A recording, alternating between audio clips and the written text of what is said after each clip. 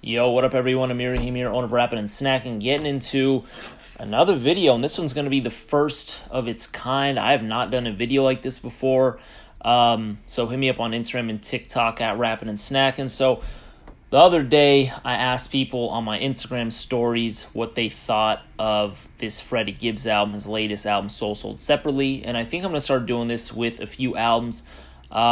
Maybe I'll also do album reviews, my full opinions, but I also want to break down what the hip-hop community thinks as well, whether they think an album is good, bad, mediocre, and why.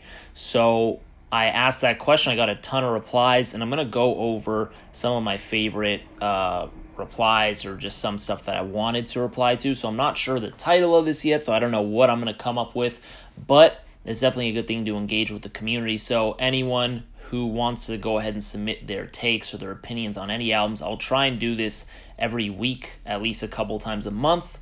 So my Instagram, like I said, is at Rapping and Snacking. And I'll probably do these on YouTube as well in the community feed. But anyways, these are what y'all thought, some of y'all opinions, and hopefully I'll get even more in-depth answers because some of them are barely touching the surface, so I'm going to do a better job of asking the questions. But first off, let's get it started. We got someone right off top here saying, on the Sold Separately Freddie Gibbs album, they're saying, first it was good, but after a few spins, I got bored with it and not listening to it anymore. A little overrated.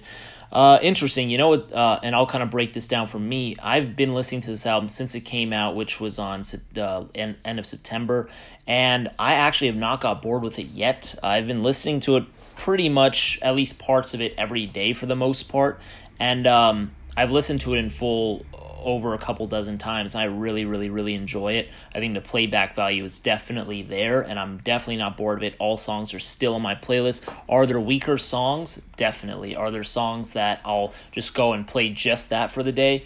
Yes, there's stuff like that too. So I'm going to go ahead and disagree with that in that sense.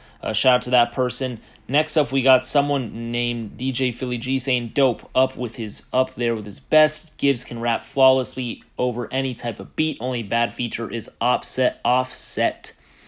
And yeah, I mean, and there's one that's actually similar to that from this other person saying, it's a really good album. This is Freddie's most versatile work.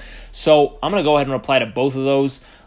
Yes, I think it is a pretty versatile piece of work, and the reason why I say that is because there's a lot of times where Freddie Gibbs on his albums, he will rap a good majority of drugs or maybe like women or stuff like that, certain subject matter that he'll rap over, whereas in this album, not only does he rap out those things that are a little more common in subject matter, but he's also touching up on a lot of personal matters, a lot of stuff that happened in his life, and he's kind of going through a lot in his past and also more current events, and I think Freddie Gibbs does go ahead and touch up on that quite a bit throughout this album.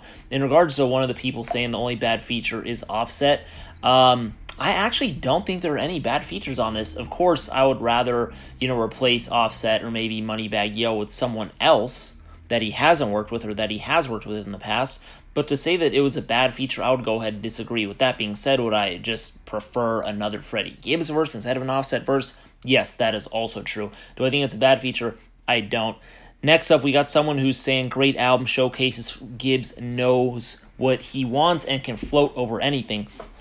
Hey man, the reason why I think this is an accurate comment is because Gibbs is really rapping over different producers, different production, some people who I haven't seen him rap with, some people who have seen him rap over their beats, and I think he just does an excellent job, and the thing that's most impressive about that is not because he's able to rap over different instrumentals and take it home and make a good song out of it, but on top of that, if you do listen to this album from track 1 to track 15, not kind of the deluxe edition, track 1 to track 15, it really flows excellently well. I think the concept of the album where he kind of creates this fake SSS hotel and casino, Sold Separately, and, he has the person doing the voices with the woman. Then you have the voicemails from Jeff Ross and Kevin Durant and Joe Rogan and other people. I think it ties so well together. And then you have songs that obviously they go up to the last seconds and lead into the first seconds of the next song. But I think the way that the production is in particular. There's a few beats on here that really sound like they can be played in a casino. They sound like something you may hear in an elevator, something you may hear on, like, in the music in the background somewhere. It definitely puts you in that mood, and I think that the way it's all tied in together shows how excellent it was executively produced, and also on top of that, just how, although there are so many different producers on here, somehow they made it all gel and mold together quite effortlessly, and that there's a lot to be said on there. Someone else said tons of range on here, dope album start to finish. Yeah, that kind of ties in with exactly what I just said. This other person, his best non-single producer album. Honestly, yeah, if you think about his, and this is also an important comment, which I'll get to in a sec, but he's saying his best non-single producer album. I'm going to go ahead and probably say yeah on that, because what does he have that is, that's an album that is not with one sole producer? Well, he has the ESGN album. So, yeah, I think it's better than that. I think it's better than You Only Live Twice. If we're counting that as an album, it's better than the album Freddie, and it's also better than Shadow of a Doubt. I don't know if I'm missing anything else. Like I said, I'm not counting mixtapes. So I think that, yeah, I'd for sure agree with that. Definitely. Someone here, there's another person that says, that shit dope. Freddie does it again from start to finish. Overall great album. The beats fit Freddie. Yeah, good. I like the diversity of production. It shows more Freddie's skills. I agree. Here's something that someone said, and here are some comments that kind of string together. This person is saying it is good, not great, like Bandana, because the production really complemented Freddie in Bandana, but not here. So I actually, as it stands, I still do believe Bandana is the best Freddie Gibbs project. I think that is so excellent. I think it was a step up from Pinata, and Pinata I also thought was really good. And it's going to be tough to beat that album. Man, I don't know, man. I mean, this album is very good. I'm still taking Bandana over it. We'll let time sit a little bit. We'll wait a couple years, and maybe I'll revisit that in another video or some story post on Instagram or something. But for now, I still think Bandana is the best. But I do think I would call it like to be a great album. I think it is really good, Next up, we got someone who says good, but not a classic like Alfredo and Bandana. Well, first off, I don't think enough time has passed to call any of those albums classics by Freddie Gibbs. So that being said, I do think this album is definitely better than Alfredo. Without hesitation, I think it's better than Alfredo. Like I said, though, with Bandana, I don't think it's better than Bandana at this point in time. This one person said, not bad, but a step down from the 3 big Gibbs albums. I kind of touched upon that already, and I don't know why he's saying 3 big Gibbs albums. Like I said, I counted 5 in total, so I don't know. You can argue that Freddie and You Only Live Twice are so short that maybe you thought they're EPs. I don't know. But, yeah. The album EP thing is super tricky these days because they market it as albums, but they're super short, and usually the shorter releases were EPs, at least back in the day, so it gets tricky. Next up, we got someone saying, besides the Madlib collabs, this is his best album and good, but his Madlib albums are far superior. So with that being said, like I just said, I think Bandana is better, but I think this is better than Pinata, at least right now. I think Pinata was really good, and I thought it was going to be tough for Freddie to top Pinata at the time. But then in retrospect, I think there were definitely some weak spots on Pinata. I think a couple tracks could have been scrapped off of it. And I do think it is a fine piece of work, but I do think there were some holes in it. Whereas Soul Sold Separately, I don't really see any big holes in it at this point in time. And I think there's 15 tracks, but if I recall, it's under 15 minutes. Maybe it's around the 45-minute mark. And I think that there's not really any time wasted or too much fluff. I think he really padded this album extremely well. Next up, we got someone right here saying, not the album to show someone for their first experience of Freddie Gibbs. This I actually disagree with. I think if I'm usually a big proponent of showing people artist discographies in order as they came out. So if they dropped their first album in 1990, then listen to the first one in 1990, then their next album, then their next album.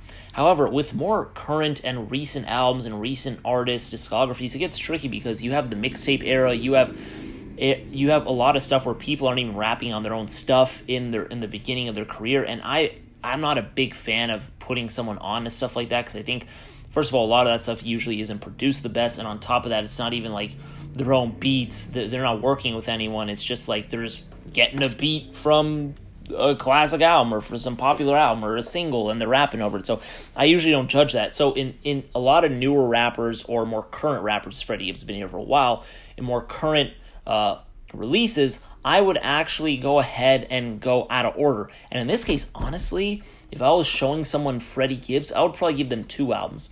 I'd first give them Soul Sold Separately, because I think that's him going over a wide range of production, because if they don't like Madlib's style of production, then if they're stuck with Bandana, then they'll be like, oh, well, I don't like any of the album because I don't like Madlib's production. So I would start them off with Soul Sold Separately, and I would also get them Bandana. I would tell them to listen to both, listen to Soul Sold Separately first, and then Bandana. Even though I personally like Bandana more, sometimes you gotta ease people into the listening experience. At least that's what I've learned with some of my friends and people that I've recommended albums to.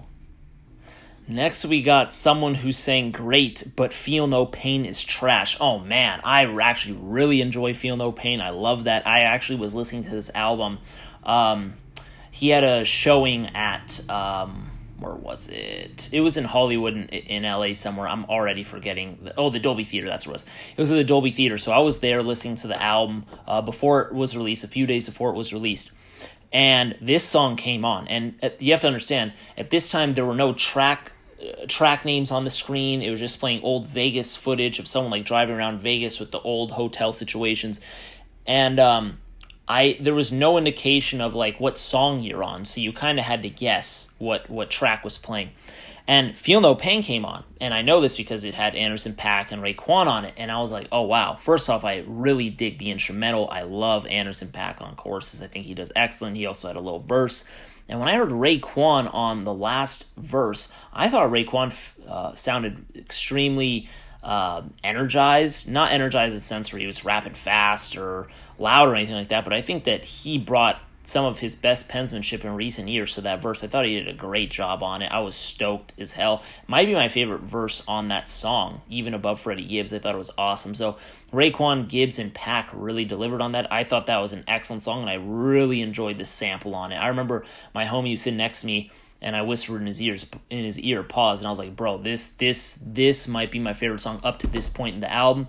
And as of now, listening to the album a month later, I probably would say it's not my favorite up to this point in the album, but it's one of my favorites for sure. I think Feel No Pain is awesome. I was so happy when I heard that, so that was a great track right there. Then we got someone saying, from trap to R&B to hip-hop, flawlessly album of the year. I mean, I don't know if it's album of the year yet. I haven't listened to everything that's come out yet. I've been a little slow, lagging. But yeah, I mean, it's up there. I think it is really good. I think, you hear some range from Gibbs. This other person saying, great album, one of the best rap albums of 2022 at the higher end of his discography. Yeah, I'd agree with that. I think it is definitely the higher end of his discography. I don't see it really dropping too many points for me. Like I said, I'm still listening to it in rotation. I still haven't taken songs off of it quite yet. And I think it is an awesome album. So that's some of my favorite stuff that people said. There's also a lot of stuff. I saw some people say it's mid. I saw some people say it's average. I saw some people say it's great. 10 out of 10, 8 out of 10, 7 out of 10. Seen a lot of feedback on this, and what would I rate it? I don't know. I'm still debating doing an actual album review on this. I don't know if I will. I do like interacting with the community and seeing what other people think, and then kind of bouncing back what I think in reply to that. I think it's very, very awesome. So if I had to rate it just off top of the head, I mean, I might go ahead and give it like a 9 out of 10 or something to that stature. At minimum, like an 8.75. I think the concept of it was really held on to quite strong. I don't see any glaring weaknesses. I think Freddie executes quite well. I think you hear him in vulnerable states in the album. I think you hear him in Braggadocio, in his Braggadocio bag on it. I think you hear him getting more iconic hip-hop features, some R&B features, and then some more current features. I think he taps into a lot of things. You also hear him rapping over some more primitive instrumentals, and you hear him rapping over more modern instrumentals. I think the Alchemist beat, where it sounds very casino-themed, was awesome, but then it flips to another beat. I thought that was just genius. I thought Couldn't Be Done with Kelly Price was just a fantastic way to start the album. I think Dakota with Scarface was awesome, and it was funny because Freddie Gibbs in the in that live preview I was just discussing, he was talking about how that Scarface verse is a couple years old. Scarface actually didn't even know, he forgot that he recorded something for the Gibbs album. So he was kind of giving Freddie an earful, like, why are you telling people I'm on your album, man? I didn't do nothing. And then Freddie had to remind him that he did this verse back then. And oddly enough, my least favorite track as of this moment, or one of my least favorite songs, one that didn't stick out to me too much, would actually be the one with Madlib, CIA. I was not the biggest fan of it. I thought the production was a little more uninspired. It kind of feels like a production that was left on the cutting room floor for Bandana or Pinata. That's just how I felt. But once again, not a bad song. I think Dark Hearted, at first I wasn't crazy about it, and then I started to like it quite a bit. I think Rabbit Vision is awesome. Freddie reflecting on life, a lot of shit broke my heart, but it fixed my vision, something like that. And it's just, I think Freddie is definitely a rapper that I enjoy his comedy, his style of rap, how fast he can rap. His voice is awesome. I think that he does a lot of things well. And yeah, definitely a big fan of it. Like I said, great to reply to people. I'm going to put out another video talking about people's favorite tracks on the album, because I asked people what are their top threes, and I got a lot of replies, so expect a video for that to also come out, because I want y'all to vote on your favorite songs too. Let me know what y'all think of these videos, because I think this is pretty fun, but it's all about what y'all want as well. So go ahead and let me know if you also want me to do more reviews. I kind of did a very, very, very brief review. This is all off top. Did a very brief review on this. So go ahead, provide some feedback. Hit me up on Instagram and TikTok. I appreciate y'all as always. Rapping and snacking. Hit the social. Subscribe. Appreciate it as always. I'm out of here. Bless.